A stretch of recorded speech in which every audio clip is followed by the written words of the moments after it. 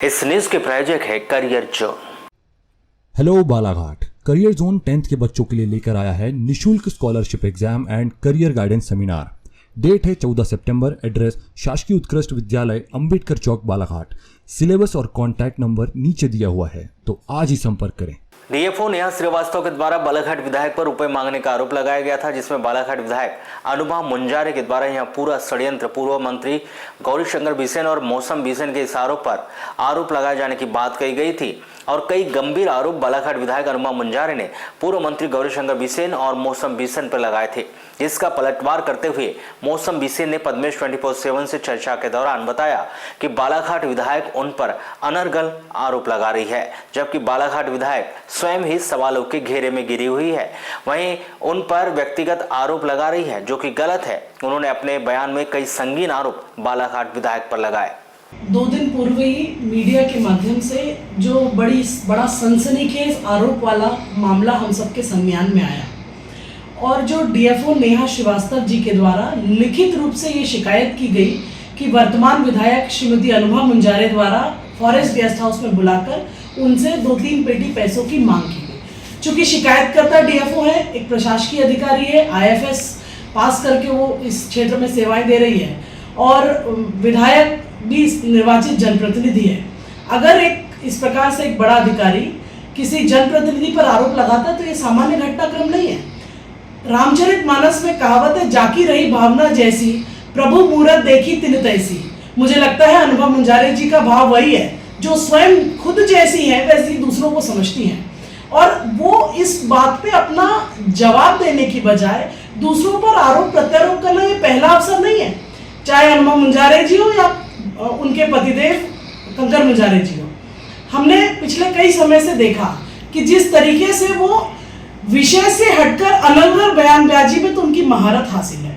सवाल ये है कि ये सामान्य घटनाक्रम नहीं है जो एक अधिकारी ने एक जनप्रतिनिधि पर लगाया, जिसकी जांच हो रही है, रिपोर्ट आएगी तब सच्चाई सबके सामने आ जाएगी। इस बात को उलट फिरट के दूसरों पर आरोपित करना ये उनकी वाकई संकीर्ण मानसिकता का परिचायक है। और मैंने मीडिया के माध्यम से एक बात और देखी कि विषय से हटकर भी बहुत अनर्गल और व्यक्तिगत बयानबाजी करने का काम श्रीमती अनुभव मुंजारे ने कहा है। मैं तीखे शब्दों में इसकी आलोचना करती हूँ। विधानसभा चुनाव 2023 में भी चुनाव में उन्होंने मर्यादाओं को लांघते हुए एक नहीं अनेक मंचों पर इस प्रकार से मुझे मेरे परिवार से संबंधित बयानबाजी करी, लेकिन हम उनके स्तर पर जाकर इस प्रकार का जवाब देना मैंने उचित नहीं समझा। लेकिन आज उन्होंने हर हदों को पार किया है। पहली बात तो मैं कहना चाहती हूँ कि किस अधिकार से वो मेरी आइडेंटिटी पूछती है। मैं भारत के संविधान के नाते मुझे मेरे संविधान ने अधिकार दिया है कि मैं अपनी पहचान किस रूप में बताऊं। मैं चाहे बिसेन लिखूं चाहे हरिंखेरे लिखूं, मैडम मुंजारे को इस बात की क्या आपत्ति है? पहले अपने गिरबान पर झांककर देखें। पति पत्नी का झगड़ा बालाघाट के किसी नागरिक और मीडिया से छुपा हुआ नहीं है। आपके प्रपंच किसी से छुपे नहीं है। व्यक्तिगत प्रहार करना न मेरा, न मेरे संस्कारों में, न मेरी पार्टी के विचारों में सहभागी है।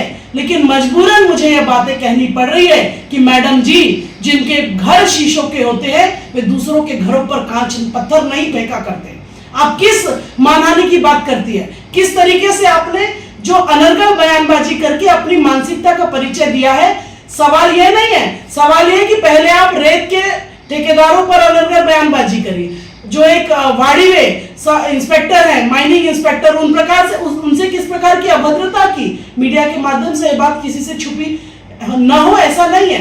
पिछले दिनों हमने देखा जब धरना प्रदर्शन भारतीय जनता पार्टी का था, तब आपका वीडियो है जो आप हाथ उठा रही है पुलिसकर्मी के ऊपर। ये आपकी किस प्रकार की जनसेवा का परिचायक है? ऐसा नहीं है कि आप अकेली निर्वाचित जनप्रतिनिधि हो। पिछले 40 वर्षों में, मैं भी आज 1980 की मेरी पैदाइश है, 40 वर्षों में एक नहीं अनेक जनप्रतिनिधि हमने देखे और मैं बालाघाट की बेटी हूँ, बालाघाट की पड़ी बड़ी हूँ। मेरा जन्म यहाँ पर हुआ है, मेरी शिक्षा यहाँ पर हुई है, मेरा कार्यक्षेत्र यहाँ पर है। आपको किस कानून ने यह अधिकार दिया कि आप इस प्रकार मेरी पहचान को लेकर मुझ पे प्रश्न उठाएं?